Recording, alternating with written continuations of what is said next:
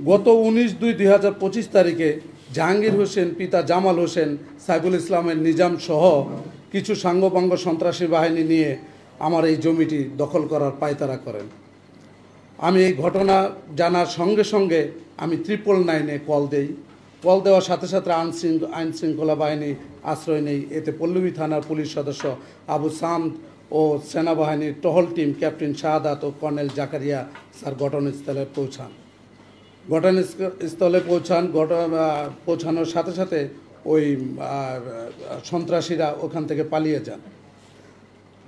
এখানে তারপর অনেক মানুষ থাকাতে জাকারিয়া সাহেব উভয়ের বক্তব্য রাখেন যে যেহেতু এই জমির উপরে সরকারি একটি আছে, স্টে অর্ডার আছে, এইখানে কেউ নাশকতার সৃষ্টি করবেন না, আপনারা দেশের অবস্থা ভালো নয়, এখানে কোনো কিছু করবেন না, তাহলে আমরা ব্যবস্থা নেব। কোর্ট পরবর্তীতে আদেশ না দেওয়া পর্যন্ত এটা এভাবেই থাকবেন।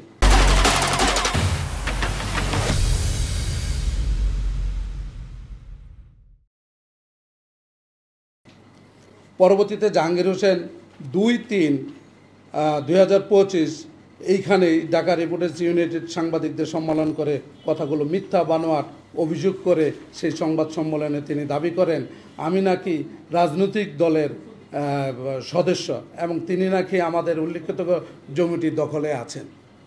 এটা সম্পূর্ণ উনি মিথ্যা কথা বলেছেন। আমি ছোটোবেলা থেকেই লেখাপড়ার পরে থেকে আমি ব্যবসাকে পছন্দ করি, আমি ব্যবসা থেকেই শুরু করি।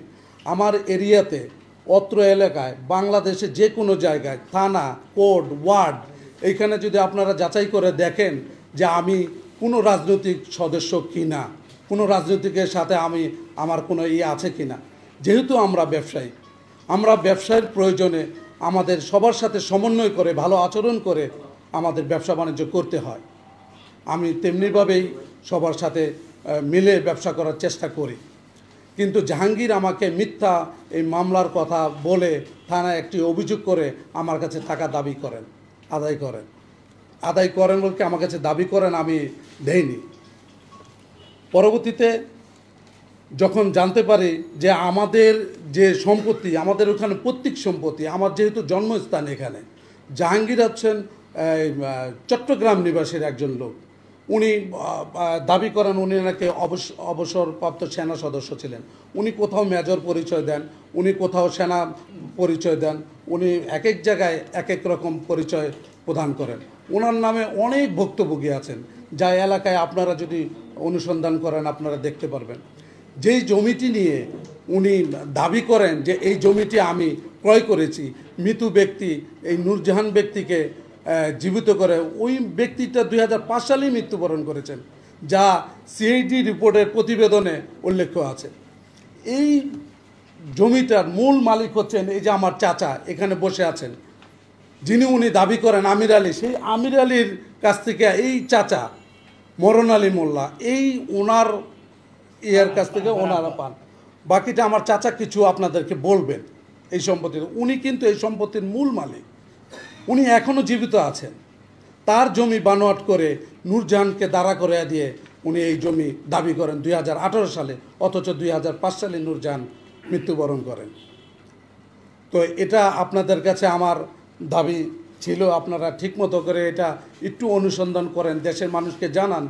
আমি আরও এটার পাশাপাশি আরেকটা আপনাদেরকে বলতে চাই, সেটা হচ্ছে ভূমি অফিসগুলো, এসিলেনগুলো, ভূমি অফিসের সকল এসিলেনের প্রতি আমার এটা একটা দৃষ্টি আকর্ষণ আপনাদের মাধ্যমে। ওনারা যেন একটু সবার, ওনার যে টিম আছেন ওনারা তো দেখেনি, ওনারা যেন একটু ভালো করে দেখেন। যেমন বর্তমান ডিজিটাল যুগে এনআইডি আছেন, আছেন, যাচাই টাচাই করে ওনারা যেন একটা সম্পত্তির দাবিদারের ঠিক মতো করে দেন। এটা আমার খুব তো একজন ব্যক্তি, যে ব্যক্তি জাহাঙ্গীর হোসেন তার দলিল দাবি করেন, সেই দলিলের ভোটার এনআইডি হচ্ছে ময়মনসিংহের নূরজাহান বেগম, তার পিতার নাম আলাদা। আর প্রকৃত নূরজাহান বেগম হচ্ছে মাদারীপুরের।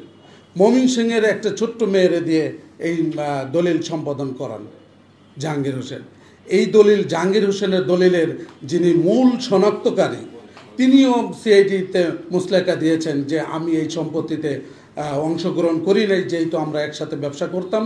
উনি আমার কাছ থেকে সই নিয়েছেন, জমি রেজিস্ট্রির দিন আমি ছিলাম না।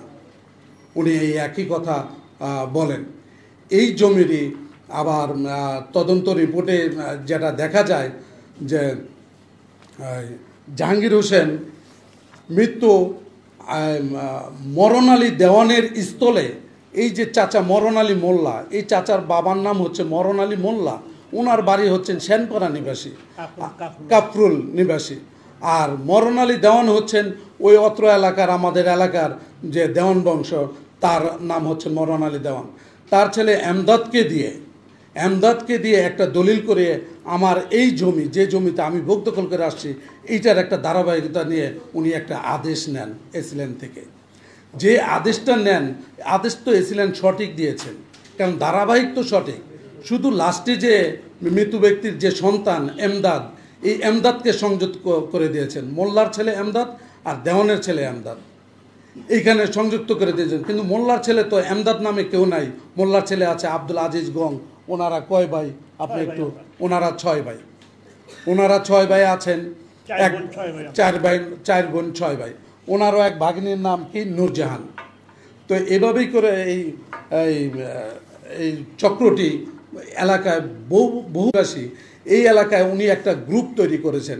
এলাকার মানুষের কিছু কিছু জমি যারা বোঝেন না, গ্রামের মানুষগুলো, গ্রামের বেশিরভাগ মানুষ যা থাকে ওখানে, তো তারা এরকম আর কি সবাই তো বোঝে না। ওনাদের রেকর্ডগুলো কিনে ওই জাহাঙ্গীর ওখানে 7.5 তলার উপরে কাটার উপরে 10 তলা একটা বিল্ডিং করেন ওখানে। আর উনি বলেন ওনার পেনশনের টাকা। উনি মিরপুর সি ব্লক এলাকায় এ ব্লকে একটি 4 তলা বাড়ি দখল করে আছেন, যা আপনারা অনুসন্ধান করলে দেখতে পারবেন। ওই ভুক্তভোগীরাও খুব বিপদের মধ্যে আছেন। উনি নিজে 4 নম্বর রোডের 5 নম্বর বাসায় উনি একটি 2টা ফ্লোর কিনে ওইখানে নিজে বসবাস করেন, অথচ ওর দলিলে কোনো সুস্পষ্ট তার ঠিকানা নাই।